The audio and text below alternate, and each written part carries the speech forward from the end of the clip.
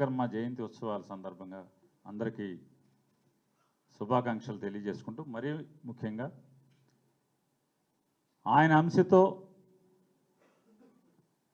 చేతి వృత్తుల మీద అనాదిగా ఈ ప్రపంచాన్ని, మరీ ప్రత్యేకించి భారతదేశాన్ని నిర్మాణంలో ప్రముఖ పాత్ర పోషించినటువంటి, లేదా ఈ సమాజానికి నాగరికతని నేర్పినటువంటి విశ్వబ్రహ్మ అంశంలో వచ్చిన ప్రతి ఒక్కరికి కూడా శుభాకాంక్షలు తెలియజేసుకుంటూ, పెద్దలందరూ మాట్లాడారు. అన్నిటికంటే ముఖ్యంగా ఇవాళ యంత్రాలు వచ్చి, యాంత్రీకరణ వచ్చి, ప్రతి దాంట్లో వేగవంతమైనటువంటి ప్రతిఫలం ఆశించడం వల్ల చేతి వృత్తులన్నీ కూడా మెల్లగా నాశనం అయిపోయే పరిస్థితి వస్తున్నాయి. చేతి వృత్తిని నమ్ముకున్న వారికి కనీసం 5,000 నోట్లోకి వెళ్ళే పరిస్థితి లేనటువంటి పరిస్థితులు వస్తున్నాయి.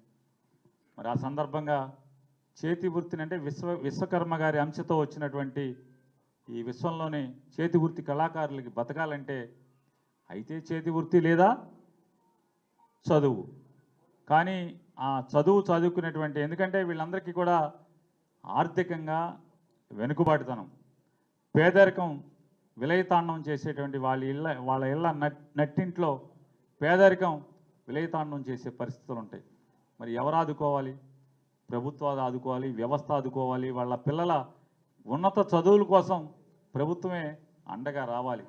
మరి అటువంటి విద్య ద్వారా మాత్రమే కేవలం ఈ పేదరికంలో లేదా కొట్టుమిట్టాడుతున్నటువంటి ఆర్థిక బాధల్లో కొట్టుమిట్టాడుతున్నటువంటి ఈ చేతి వృత్తి కళాకారుల యొక్క కుటుంబాల్లో స్థితిగతులు మారాలంటే చదువు ద్వారా మాత్రమే ఆ స్థితిగతులు మారతాయని నమ్మినవాడు జగన్మోహన్ రెడ్డి గారు. కాబట్టి ఆనాడు తండ్రి చూపించినటువంటి బాటలో ఫీజు రీయింబర్స్మెంట్ ద్వారా ప్రతి ఒక్కరికి కూడా చదువును ఉచితంగా అందజేసినటువంటి నాయకుడు జగన్మోహన్ రెడ్డి గారు. అయితే ఇవాళ మనం చూస్తున్నాం, గడిచిన సంవత్సరన్నర కాలంగా ఏ పేద విద్యార్థికి కూడా కాలేజీ ఫీజు ప్రభుత్వం చెల్లించకపోవటం వల్ల కాలేజీ యాజమాన్యాలు ఒత్తిడి చేయటం మూలంగా పరీక్షలు రాయటాకో, హాల్ టికెట్ తెచ్చుకుంటాకో, లేదా పాస్ అయిన తర్వాత సర్టిఫికెట్లు తెచ్చుకుంటాకో తల తాకట్టు పెట్టి, పరువు తాకట్టు పెట్టి ఇవాళ పిల్లల ఫీజులు కట్టి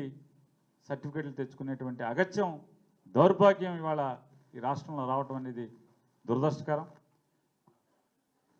ఈరోజు విశ్వకర్మ జయంతి సందర్భంగా నారా చంద్రబాబు నాయుడు గారిని డిమాండ్ చేస్తున్నాం, ఏ పరిస్థితిలో మీరు వెంటనే ఈ కుటుంబాలను ఆదుకోవడం కోసం ఫీజు రీయింబర్స్మెంట్ వెంటనే విడుదల చేయాలి. ఎక్కడా కూడా టైం ప్రకారం ప్రతి 6 మాసాలకు ఒకసారి ఫీజు రీయింబర్స్మెంట్ని కాలేజీలకి చెల్లించి, తద్వారా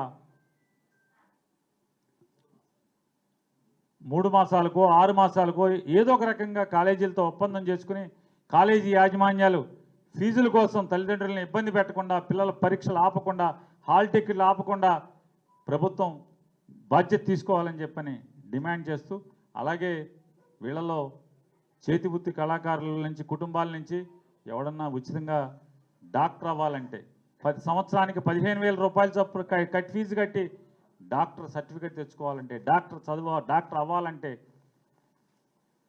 17 కాలేజీలు పూర్తి చేసి మీరు పోటీ పడాల్సింది.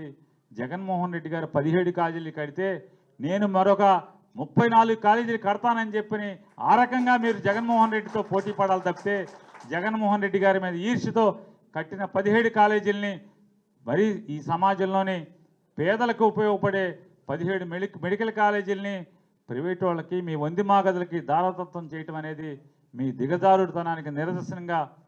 కనీసం ఈ రోజైనా విశ్వకర్మ గారి స్ఫూర్తితో ఇవాళ మీ ఆలోచన మార్చుకుని ఈ 17ని కాకుండా మరొక 34 కాలేజీలను కూడా మీరు ఏర్పాటు చేయాలని చెప్పని, ఈ 17 కాలేజీ మీరు 34లు పెట్టే ఓపిక మీకు లేదు, లేదా మీకు మనసు లేదు. కనీసం ఈ 17 కాలేజీలన్నా ప్రజల ఆస్తిగా వదిలేయమని చెప్పని డిమాండ్ చేస్తున్నాం.